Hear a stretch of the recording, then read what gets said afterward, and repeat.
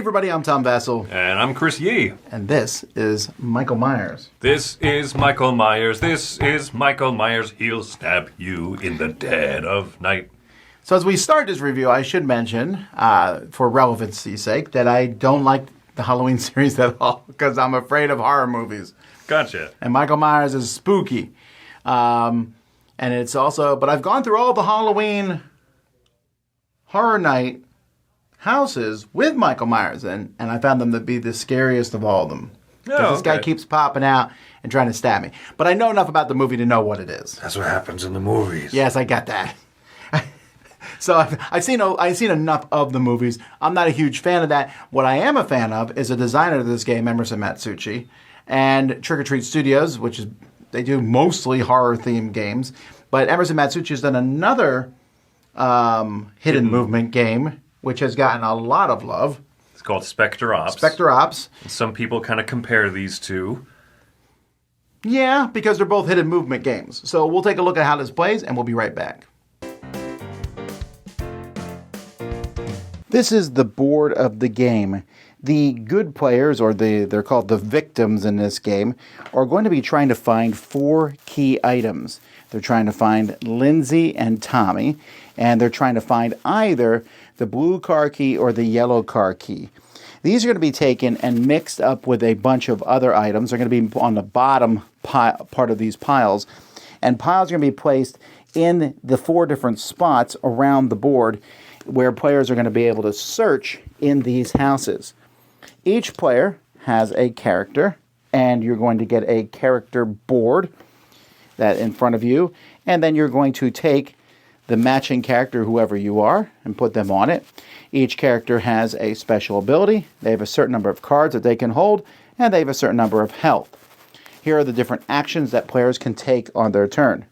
One person is playing the killer here, and they're going to have a board like this, a pretty big board that matches the main board. This is so you can look at this board. You'll write down where you are each turn, where you end your turn. You'll start outside the houses, and you'll be moving around. Each player has 2 actions that they'll take on their turn. They can move up to 4 spaces, although they can exert themselves to move an extra space. If you ever have 3 exert tokens, you have to spend an action to rest to get rid of all of them. So you're giving up 1/3 of an action to do that. You can move through a window. There's dotted lines here on the board, and that's your whole action, although you can exert yourself to move an extra spot. You'll be next to a search token. If it shows 2 magnifying glasses, you move it down to 1. If it shows 1, you remove it from the board. You'll draw the top card of the deck, and you'll have this card. This one says, when Michael Myers attacks you, you can discard this card to force the reroll of up to 2 dice in that attack. So there's all different things that you're running around the board searching for things. You can play these cards. Some cards have actions on them. So if a card says as an action, take it. But most of them basically will say things like as a free action. Take this and stagger Myers if he's in an adjacent space. You're hitting him with a board game. If you are next to Michael Myers, and he will pop up, you have a line of sight, you have an arrow on your figure, and if he's in that line of sight, he'll show up or he'll be running after you. You can attack him where you'll roll dice, and these dice have daggers on the side of them, on 3 of the 6 sides, and you can hit him and do damage to him, and you will also stagger him, which we'll talk about in a bit. You can trade cards with other people, but that's basically what you're doing. Players are trying to find those key items and then get any number of victims, but get the kids to the van that has the key, and that is how you win. Meanwhile, Michael Myers has his board here. He has his actions, although if he is staggered, his actions get weaker. He can move up to 5 spaces. He can move through a window or over hedges. He can move as many spaces in a straight line. This kind of lets him fly all around the board, but he can't end his movement in line of sight of another player, and he can just attack people. Now, at certain points in the game, Michael Myers is going to get to draw cards, so he has his own little deck of cards that he'll be able to get. They often heal him. He also has quite a bit more health than the other players do. You'll notice he has 12 health. So what happens if, and I shouldn't even use the word if, when Michael Myers kills one of the victims. So they're removed from the board, and that person picks another victim. Although when picking another victim, you have a chance to pick Sheriff Brackett, who comes with a gun. So that's kind of convenient to have, the guy with a gun. You can pick a regular, normal old victim if you want to. And you can also pick this guy, who also comes with a gun. So those will probably be the first two picked. If Michael Myers kills a certain number of victims, then he wins. The victims win if they kill Michael Myers, or I use that in quotes, or if they get the kids and the key to the van and get out.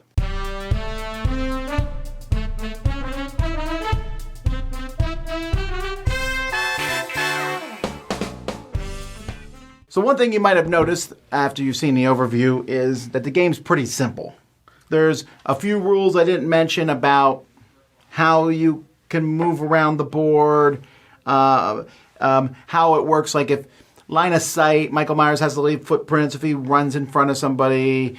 If you open a door and he's standing there, there's a few minor rules on how to deal with all that stuff. But for the most part, the good guys, and I think it's reasonable to call them the good guys, the survivors. They're trying to save children, Tom. I don't know, those morally questionable humans. The good guys are basically running around searching for stuff to get out. And I think that's kind of the crux of this game is there's not a lot of nuance to it.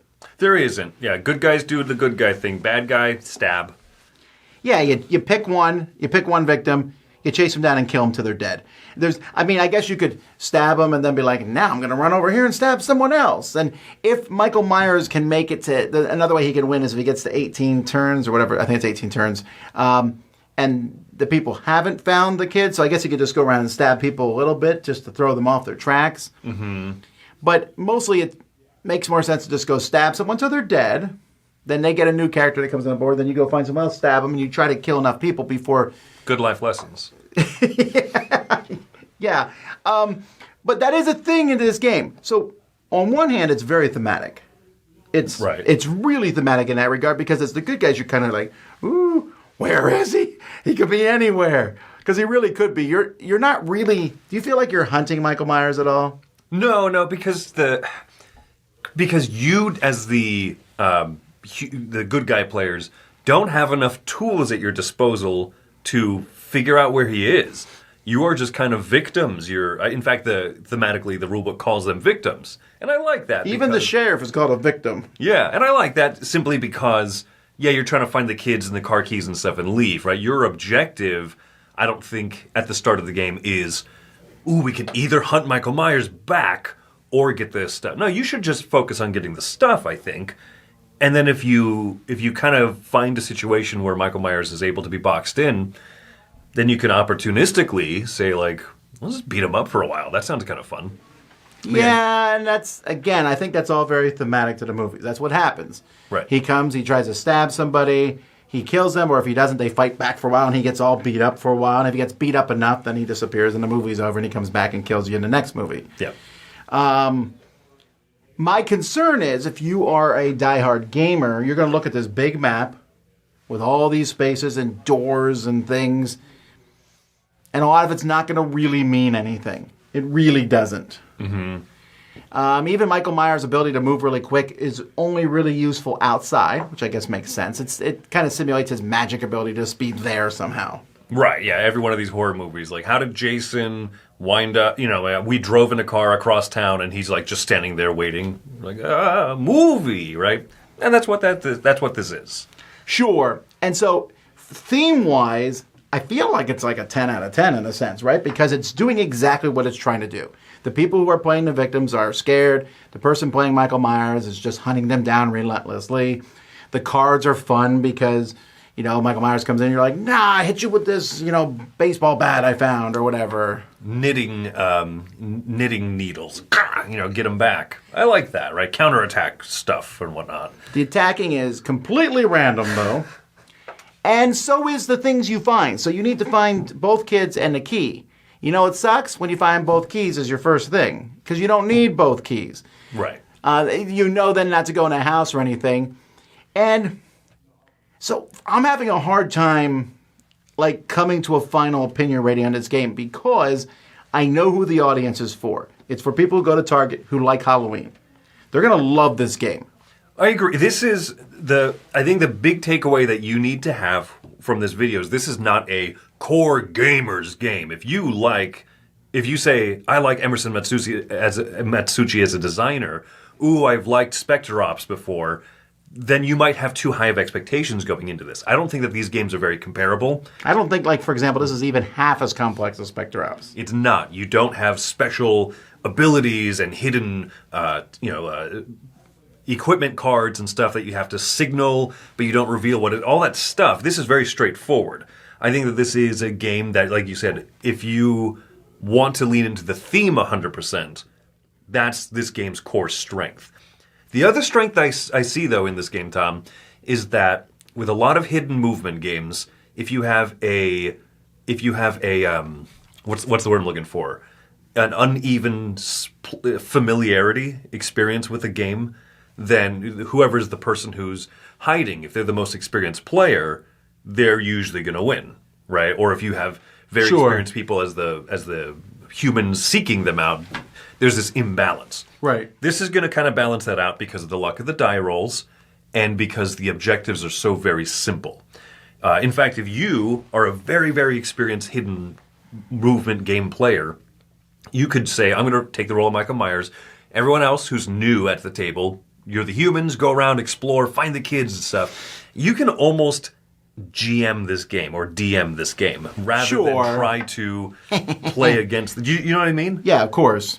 You can run past a window someone's looking at and leave a footprint. For a strategic reason? No, just to spook them. Just to kind of lean into that I think fun, it is spooky probably slightly tilted towards Michael Myers, although that should be, right? I mean, in the movie, he's like invincible. You can't stop him. Like, he falls out the window at the end or whatever, and that's it. Right. Rating it is really tough for me. I agree. So this is the best I can do. I'm giving it a 7, but I'm giving it a 7 based on the product it is, if that makes sense. This is a 7 for me. I actually don't mind playing it. I enjoy it. I don't know that I want to seek it out all the time because but I also have to go into this. This game I thought was a deduction game. It's not. It's more of a thematic experience game. So if it's Halloween or Friday the 13th or whatever, we want a thematic game, this is one I can recommend. It's fun. It's interesting. The components could be a little bit better, but at the same time, because they are what they are, I think that this one could be a hit in mass market stores. It's going to keep the price down, make it more approachable. Right. Yes. For some people, this would be a 10. Like, if you love Halloween, you're getting this game for your birthday. I think, right? This is that kind of gift that I would give somebody. Yeah. And for me, I enjoyed it for what it is. That sounds negative, and I don't mean it to sound negative. It's just that I'm not as big on the horror Halloween theming, so that's why I don't love it as much as I might otherwise. I'm also giving this one a 7 for the same reasoning, right? That I'm fairly ambivalent on this movie franchise. I like some other horror movies more than this one even, but this one is horror movie, the board game that anyone can play. I think anyone could pick this one up. If you're unfamiliar with hidden movement, that's going to be a different concept for you. But I think anyone can play this one. And I think that, like I said, with that experience imbalance, if I'm teaching this to a group of new people, I'm just going to have fun as Michael Myers, scaring them, waiting behind doors, giving them fun moments. And if I win or if I lose, it doesn't matter to me because this is such an experiential, atmospheric game.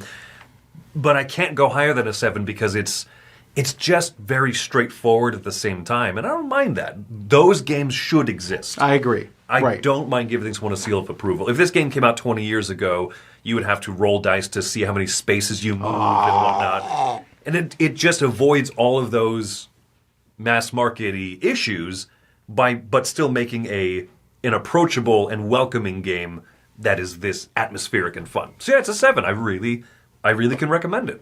Well, there you go, folks. That's Halloween. I'm Tom Vassell. And I'm Chris Yee. Gong, gong. Gong, gong. No, I got the right music, I think. Gong, gong, gong, gong, gong, gong, gong, gong, No, your gong, music's gong. way off.